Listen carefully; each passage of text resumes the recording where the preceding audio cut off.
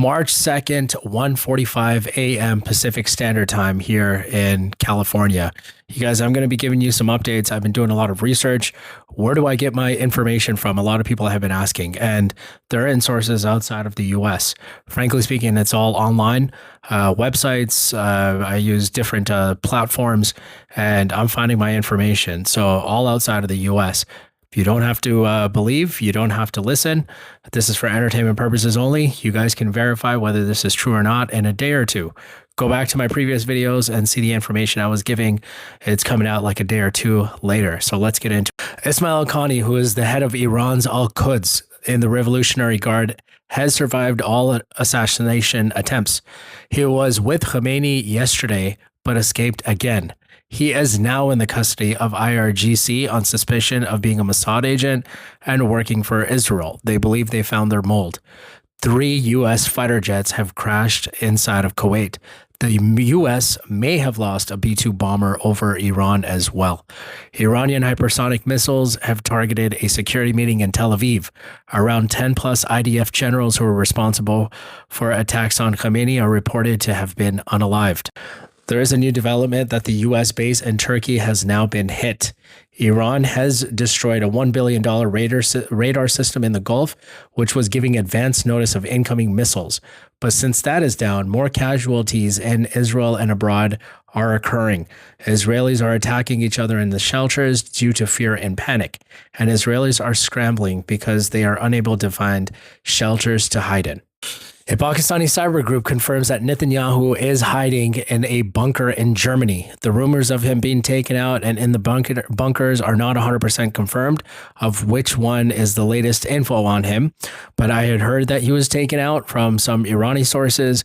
And then now it's being said that he's hiding in a bunker in Germany. And there he's also having his briefings with his generals, sitting from abroad. Which Khamenei, he was sitting in his office when this guy was taken out, and they told him, hey man, let's get out of here. But he was like, unless you can move 90 million residents, I'm not going anywhere and I'm staying with my people. Dude, crazy.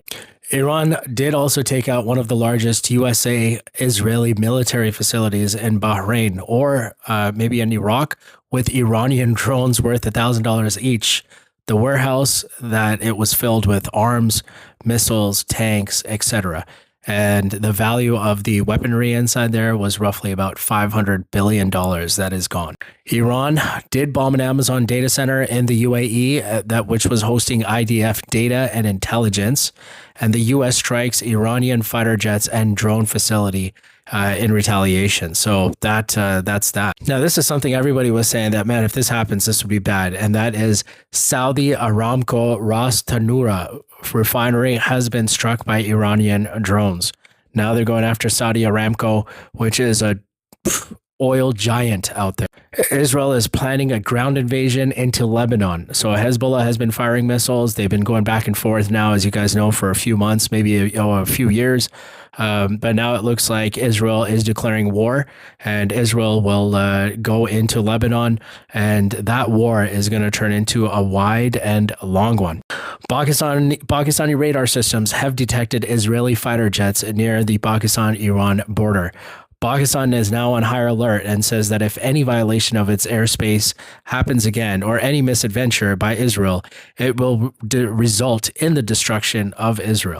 IRGC sends warning to Israeli settlers to stay away from military bases, security centers, and government facilities, and to immediately leave the occupied territories.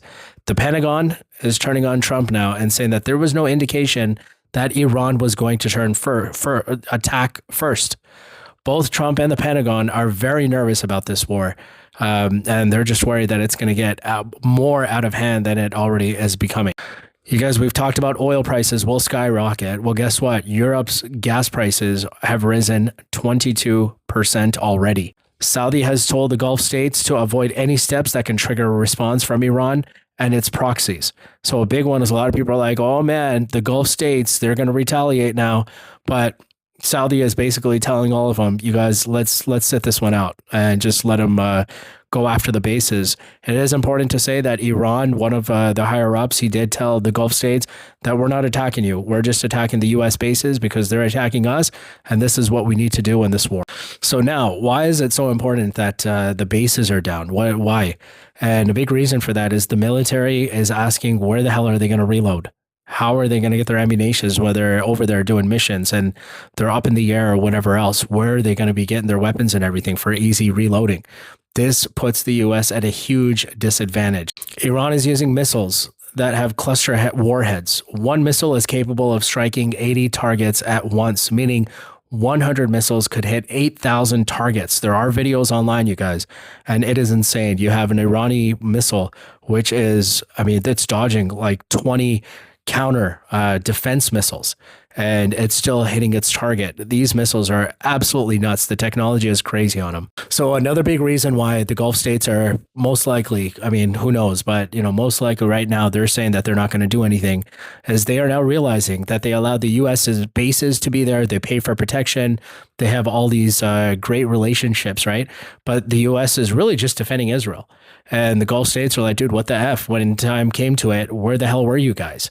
And now we realize it's just you and Israel. So that's a big reason why the Gulf states are really deciding, let's sit this one out and let Iran do their thing, because we don't want any more damage. And just remember, the Gulf states, they're very rich. They have nice buildings. They have all that good stuff. And they rely a lot on oil, gas, which obviously that can be destroyed by Iran, but also tourism, so on and so forth.